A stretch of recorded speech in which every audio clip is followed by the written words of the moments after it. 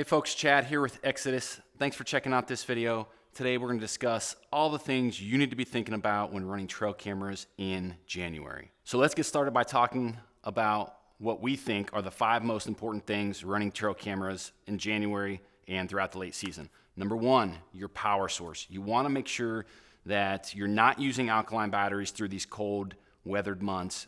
This is a time, or maybe even November, December, for us is actually happening in October, but you want to make sure that you're running lithium batteries in these cold weather months. It's going to do a couple things for you. Number 1, these batteries are unaffected by these cold temperatures, so the resistance inside those batteries are not going to change when you get down to below 32 degrees, whereas if you're using alkalines, they use a water-based electrode, and when these cold temperatures hit, the resistance inside of those batteries start to change. The voltage output will be a little bit different, so you're going to see some problems with your cameras.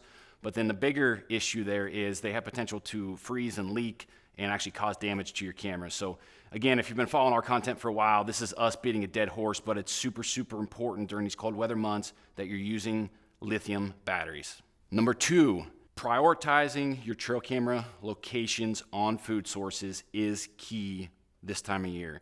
Everybody talks about hunting strategies in the late season, hunting these weather fronts, these cold temperatures with deer moving sooner or earlier, spending more time in their feeding pattern, moving to these food sources. And that is where you should be prioritizing your trail camera locations on food. So if you're in a case where you have limited number of cameras and you're kind of shuffling these cameras around to get on deer, maybe you still have a tag in your pocket, or maybe you're just doing inventory for survivor bucks, you want to make sure you're prioritizing food locations during this time of year. So some of those food source locations could be a cut cornfield, they could be standing ag, they could be any type of food plot, brassicas, a grain type food source, soybeans if you have standing soybean field. And it gets a little tougher if you're in the big woods. So the things we just mentioned is more for ag ground, for leased properties where you have the ability to kind of manipulate that property and offer late season food. When you get into the big woods or a wooded setting or even a property where you don't have the ability to plant food plots or you're not around ag, these food sources in the late season are they're a little bit harder to find, could be scattered out a little more. So this is where scouting and stuff becomes ultra important, but you're going to want to be focusing on red oaks if you're looking at acorns or hard mass type trees.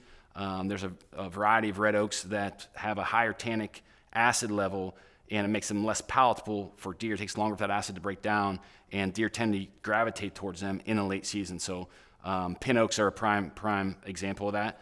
You could be looking at locust trees, the locust pods. A lot of times if you have those locust trees, maybe throughout the Midwest, when there's heavy snow cover, you'll notice deer just piling up the snow to eat those locust pods. And if you're unfamiliar with that type of food source, it kind of looks like a long green bean.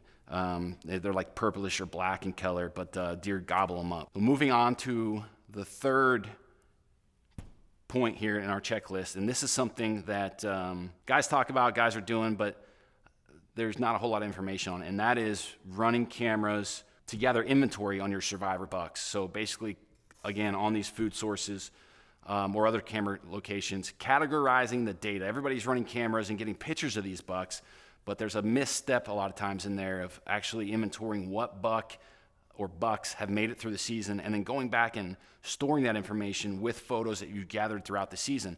A lot of times, including us, myself included in this, we get so caught up in running cameras throughout the season on specific target deer, 4, 5, 6-year-old bucks or giant bucks, that a lot of times the 2 and 3-year-old bucks that may not be on our radar list, we're paying a lot less attention to them, and a lot of times we're losing those data points. So saving those pictures until this time of year, gathering inventory and kind of confirming that those 2, 3-year-old bucks, these up-and-comers, have made it through the season is going to allow you to be a step ahead for next year. And a prime example of this is the way Don Higgins runs his cameras.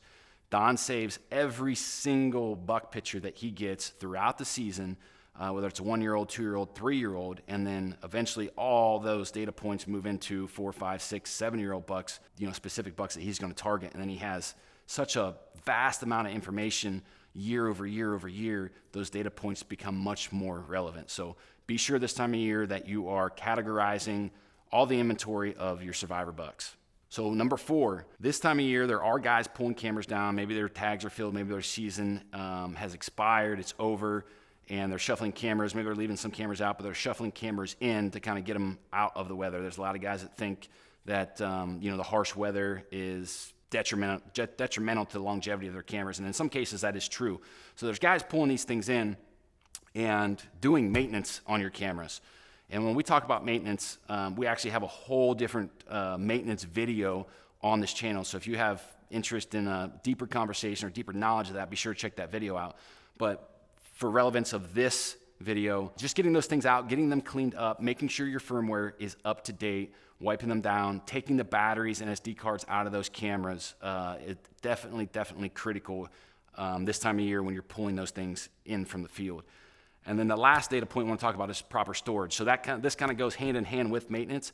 If you're bringing those cameras in, you're doing the maintenance, you're wiping, getting the dust and debris, the stuff off the lens, cleaning your lenses up, taking your battery trays out, cleaning those battery trays up, anything like that. Proper storage is key, to have these cameras prepped and ready to roll when you're ready to, deploy these back in a mass deployment come May or June, July, whenever you run your trail camera. So for proper storage, what we recommend is, again, you're pulling your SD cards out, you're pulling your batteries out, you're keeping those battery trays with your cameras, and then you're taking those cameras and you're sticking them in some kind of box, some kind of storage system. Could be a Rubbermaid tote, could be a cardboard box, that doesn't really matter.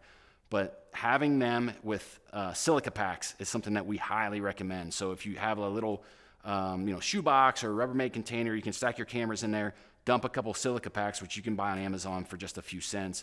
If there's any moisture or condensation or anything from bringing those cameras in from the elements outside and storing them inside, those silica packs are going to absorb any of that moisture and take care of any condensation or anything like that in your cameras.